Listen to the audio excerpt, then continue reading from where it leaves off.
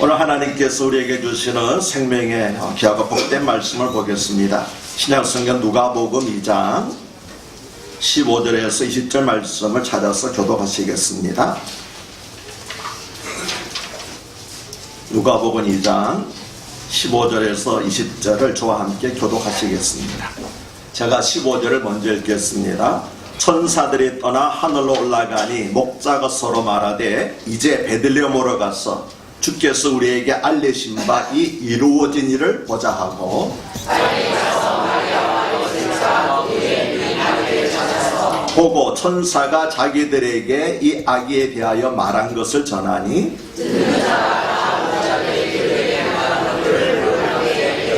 마리아는 이 모든 말을 마음에 새기어 생각하니라. 목자들은 자기들에게 이르던 바와 같이 듣고 본 그 모든 것으로 인하여 하나님께 영광을 돌리고 찬송하며 돌아가니라. 아멘. 오늘 설교의 제목은 찬송하며 돌아가니라고 하는 것입니다.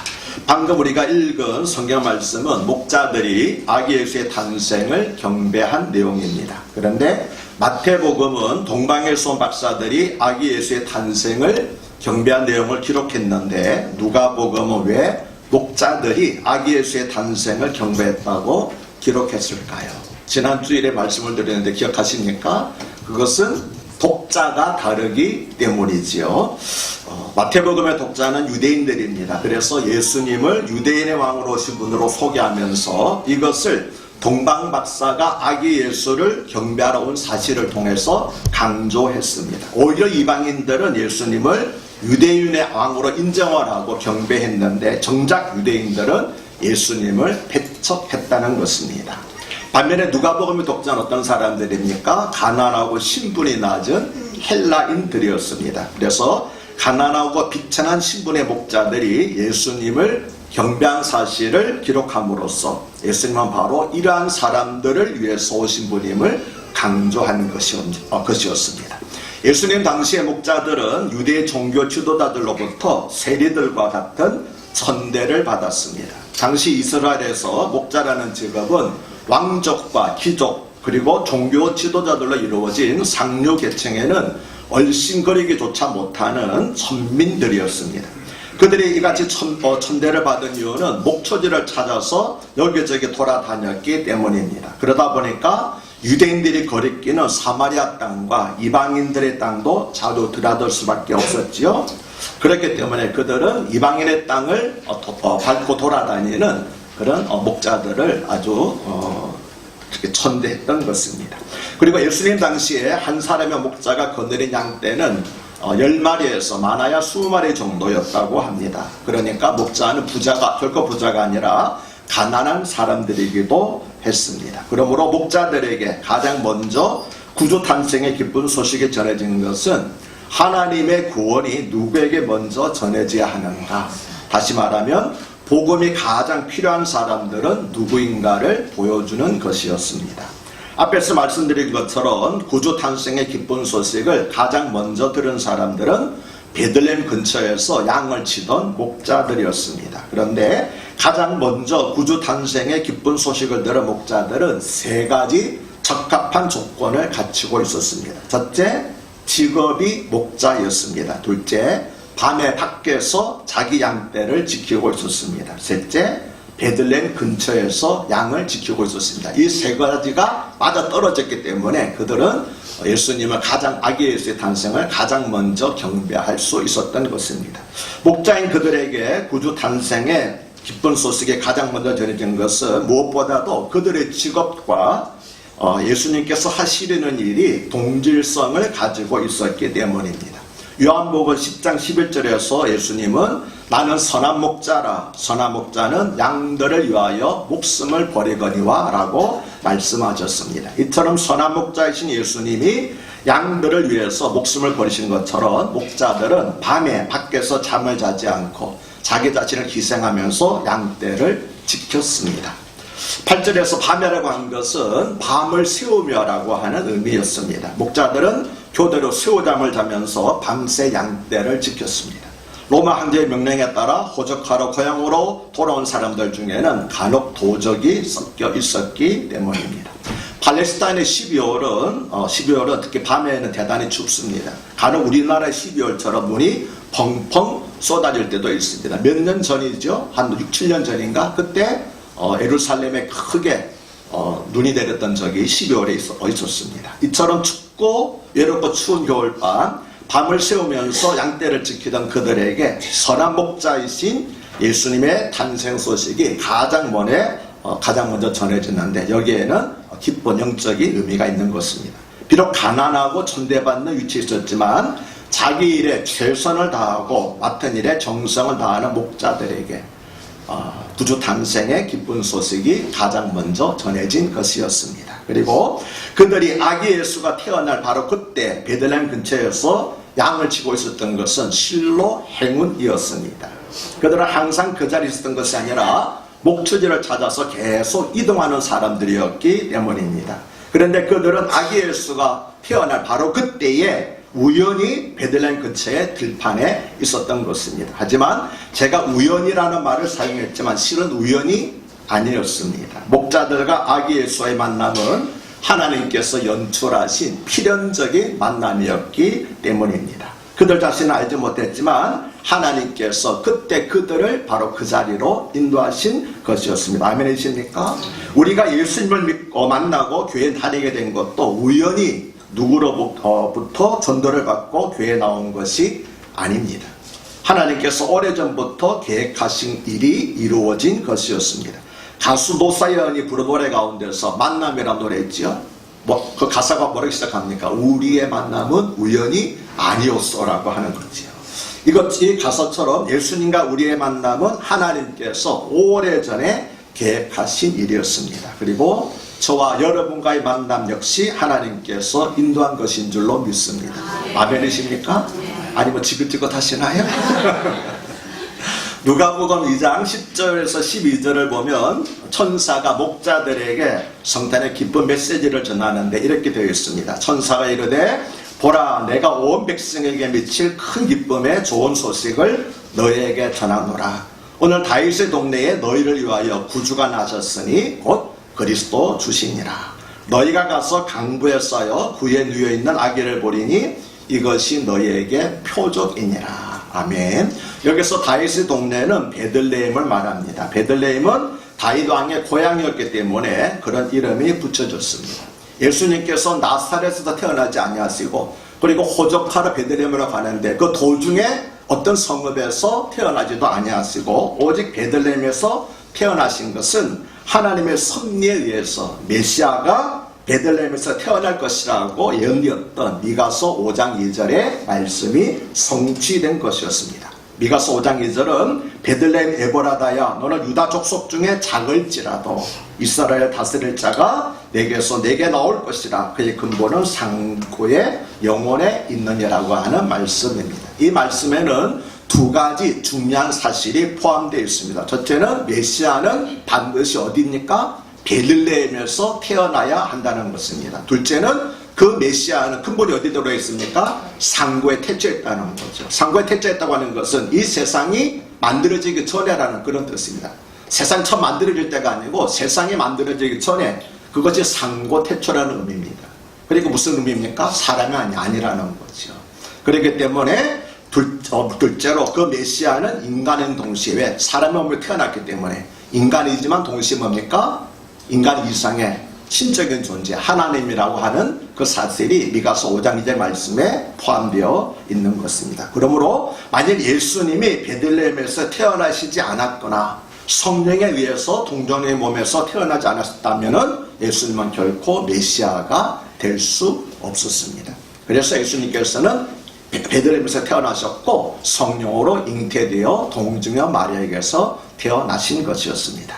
그런데 천사는 너희가 가서 강부에 쌓여 구유에 누워있는 아기를 보리니 이것이 너희에게 표적이니라고 말했습니다. 강부는 지난주에 말씀드린 것처럼 아기를 감싸는 기다란 포대기를 말하지요. 그리고 구유는 가축의 여물통을 말합니다. 구유는 되게 큰 나물 속을 깊게 파서 만들었는데 그 안에다가 푹신하게 지푸라기를 깔면은 갓 태어난 아기를 강보에 서서 누이기에는 안승맞춤이 마치 요란가도 같은 것이 된다고 지난주에 말씀을 드렸습니다. 하지만 강보에 쌓여 구해놓은 아기가 유대인들이 고대하던 메시아라는 사실은 뜻밖이었을 것입니다. 왜냐하면 유대인들이 기다리고 고대하던 메시아는 다윗 왕국처럼 견고하고 강대한 나라를 세울 강력한 통치자였기 때문입니다. 그래서 모든 유대인들은 메시아가 오되 메시아는 영광과 권능과 능력을 가지고 나타날 것으로 그렇게 믿고 기대하고 있었습니다. 그런데 뜻밖에도 뭡니까? 하나님께서 보내신 메시아가 강보에 쌓여 구에 놓이는 초라한 모습으로 온다고 하는 거지요. 하나님께서 보내신 메시아는 강보, 구유, 나귀 새끼 그리고 십자가로 상징되는 겸손과 섬김과 희생의 메시아였습니다.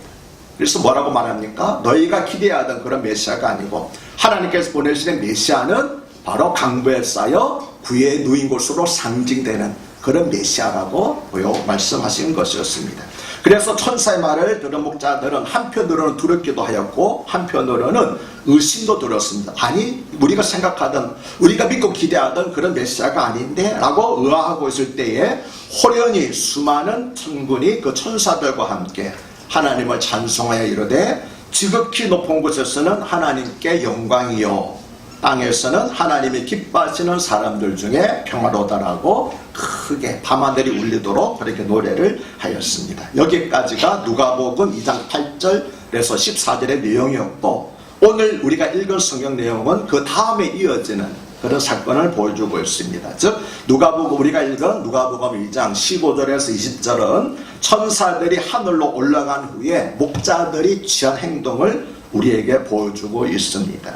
그런데 천사들이 하늘로 올라간 후에 목자들이 취한 행동은 오늘날 구원받은 그리스도인들이 취해야 할 모범적인 태도를 보여주고 있습니다. 그러면 목자들은 어떻게 행동했습니까? 첫째 15절을 보면 서로 말하되 이제 베들레헴으로 가서 주께서 우리에게 알리신 바 이 이루온 일을 보자고 말하였습니다. 그들은 하나님께서 천사를 통해서 알려주신 말씀을 믿었습니다. 그들은 서로 이 이루어진 일이 아니죠. 이미 이루어진 이 이루어진 일을 보자고 말했습니다. 그들은 천사가 전해준 말대로 메시아가 이미 태어났다는 사실을 그리고 유다 가운데서 가장 작은 마을 인구가 몇 명이라고 그랬습니까? 많아야 300명이 되지 않는 작은 마을에서 태어났다는 예루살렘이라는 큰 도시가 아니라 베들레헴이라는 산골짜기에서 태어났다는 사실을 그들은 믿었습니다.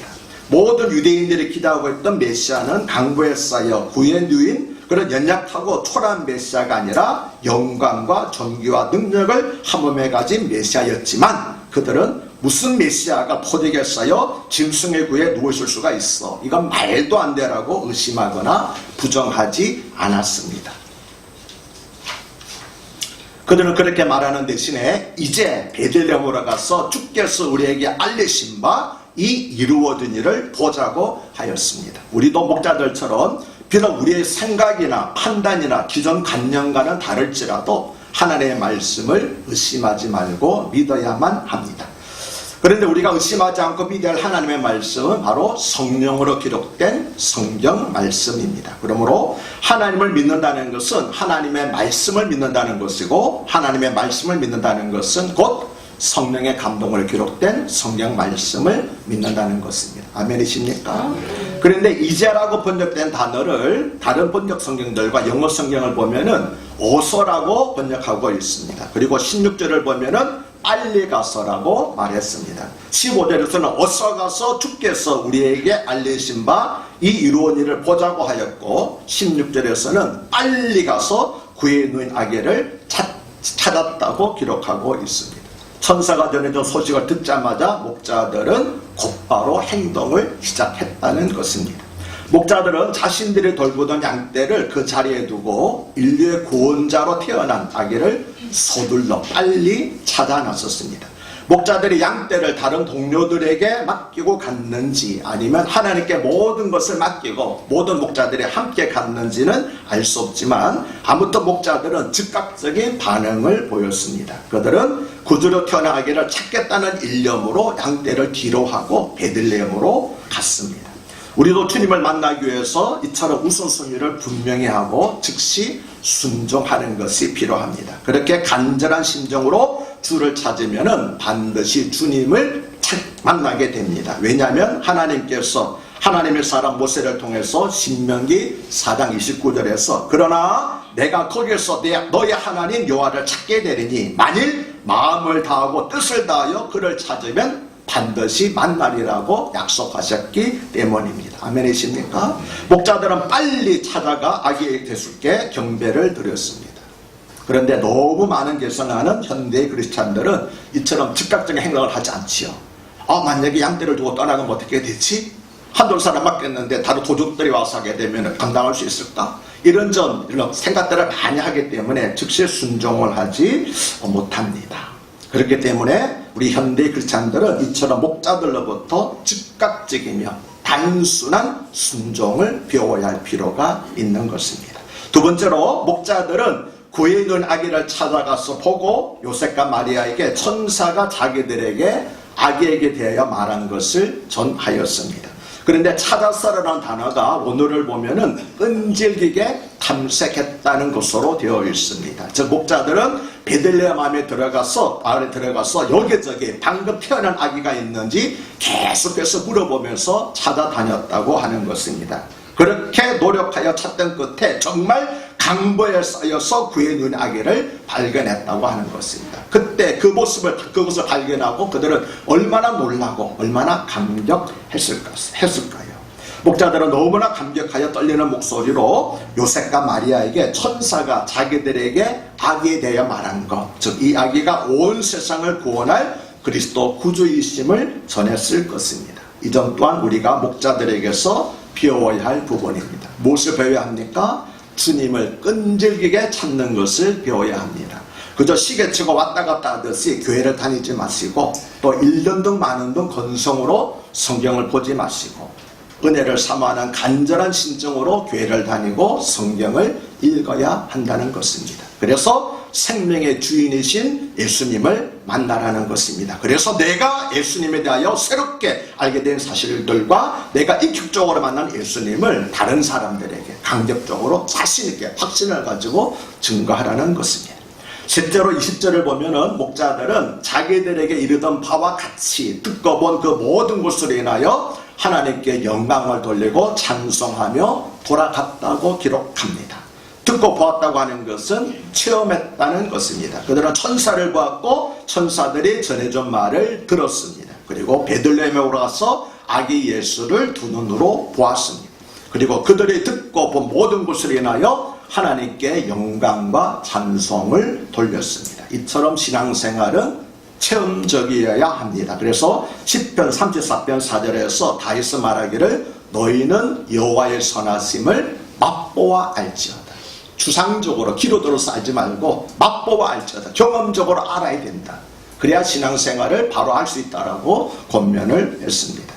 그리고 어떤 이야기 끝에 하나님께 영광을 돌렸다고 하는 표현을 사용하는 것은 누가복음에 있는 특징 가운데 하나입니다. 누가복음 5장 25절에서는 고침을 받은 중풍병자가 그 누웠던 것을 가지고 하나님께 영광을 돌리며 자기 집으로 돌아갔다고 기록하고 누가복음 17장 15절에서는 나병을 고침받은 10명 가운데 한 사람이 큰 소리로 하나님께 영광을 돌리며 돌아왔다고 기록합니다.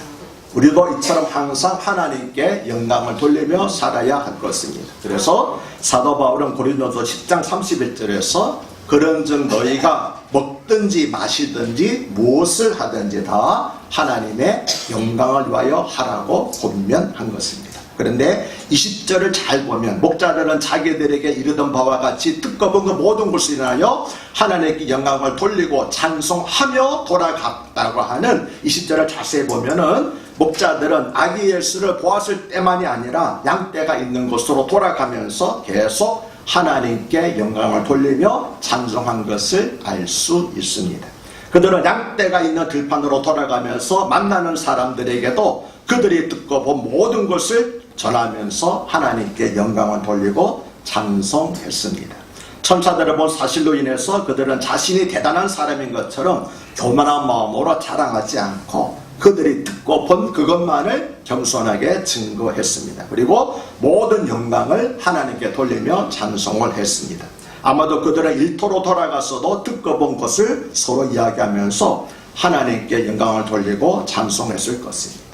사랑하는 여러분, 예수님을 만나기 전이나 예수님을 만난 후나 목자들의 생활 자체는 아무것도 바뀐 것이 없습니다. 그들은 여전히 목초지를 찾아 옮겨 다녔고 밤에 밖에서 양떼를 지켜야 했습니다. 그러나 바뀐 것이 있습니다. 무엇이 바뀌었습니까? 그들의 생활이나 환경은 바뀌지 않았지만 그들 자신이 바뀌었습니다. 한숨과 탄식 대신에 찬송이 그들의 입술에 열매가 되었습니다. 그들에게는 이전에는 없던 소망과 위로와 확신이 생겼습니다. 그들은 구주이신 예수님을 만났기 때문입니다. 우리의 삶도 마땅히 그래야 합니다. 그렇게 살려면 우리도 주님을 진정으로 만나야 합니다. 그래서 듣고 본 것이 있어야만 합니다. 전도가 어려운 것은 전할 것이 없기 때문입니다. 구원의 감격이 없고 체험적인 신앙생활을 하지 않았으니 어떻게 주님을 내가 확신 있게 전할 수 있겠습니까? 반대자들이 뭐라고 빈정거리게 되면은 홈에 기주고 하고 끝내고 마는 거지. 구원의 감격이 없고 체험적인 신앙생활을 하지 않으면 전도를 할 수가 없습니다. 그러나 내가 듣고 본 것이 있으면, 즉 하나님의 은혜를 체험하였으면 마음에서 불이 일어나고 입술이 근질거려서 그냥 있을 수가 없습니다. 누가 시키지 않아도 가서 복음을 전하고 내가 만난 예수님을 증거하게 될 수 있습니다. 그러므로 간절한 마음으로 하나님의 은혜를 사모하십시오. 살아계신 주님을 인격적으로 만나시기 바랍니다. 2000년 전에 베들레헴에서 태어나신 예수님을 과거에 있었던 역사적인 사실로만 받아들이지 마시고, 예수님 오늘 내 마음에 베들레헴으로 다시 와 주십시오라고 간절히 기도하시기를 바랍니다.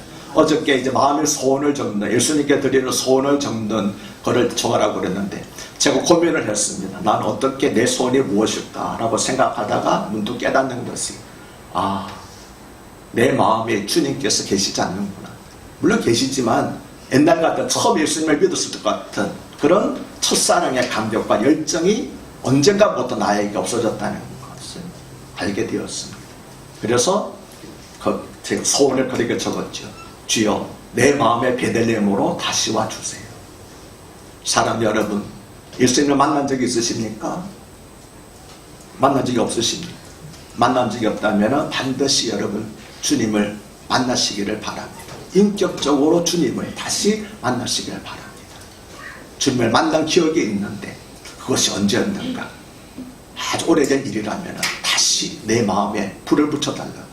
주여 내 마음에 베들레헴에 다시 와달라고. 그래서 내가 다시 신앙생활을 힘있게 하고, 누가 시켰어가 아니라 눈치를 보면서가 아니라 정말 구원의 감격 가운데서 기뻐하면서 찬송하면서 살게 해달라고 그렇게 기도하시는, 그리고 우리의 소원이 그렇게 이루어지는 2018년도 성탄절이 되시기를 주님 이름으로 축복합니다. 하나님 아버지, 우리는 성탄절을 해마다 맞이합니다. 그런데 성탄절을 맞이할수록 우리가 2000년 전에 태어나신 예수님을 지식적으로만 알고 받아들이는 사실이 너무나 안타깝습니다. 주여 2000년 전에 이 세상에 오시고 베들레헴에 오신 주님, 우리 마음의 베들레헴에도 와 주시옵소서. 캄캄한 내 마음의 빈자리에도 와 주셔서 빛을 비추어 주시옵소서. 첫사랑을 회복하여 주시고 구원의 감격을 다시 부들듯 일어나게 해주셔서 이제는 누가 시켰어가 아니라 감사함으로 감격함으로 주를 사랑함으로 만나는 사람마다 주님 전하게 하옵시고, 내가 사는 삶의 현장에서 때로는 콧노래를 부르면서 때로는 휘파람으로 때로는 소리내어 주님을 찬송하며 노래하는 그런 복된 성도의 삶이 되게 하여 주시옵소서. 우리 가정의 모든 우환을 제거해 주시기를 바라고 원합니다. 직장의 어려운 문제, 사업의 어려운 문제도 제거해 주시기를 바라고 원합니다. 주여 소외된 모든 그늘에 일 찾아가 주셔서 생명의 빛을 전하여 주시옵소서. 특별히 바라옵는 것은 우리 같은 동포 형제입니다. 북녘 땅에도 2000년에는 오신 주님께서 임하여 주시옵소서. 그곳에도 베들레헴의 역사가 일어나게 하여 주시옵소서. 그렇게 해주실 우리 주님 예수의 이름 받들어 감사하며 축복하며 기도하옵나이다.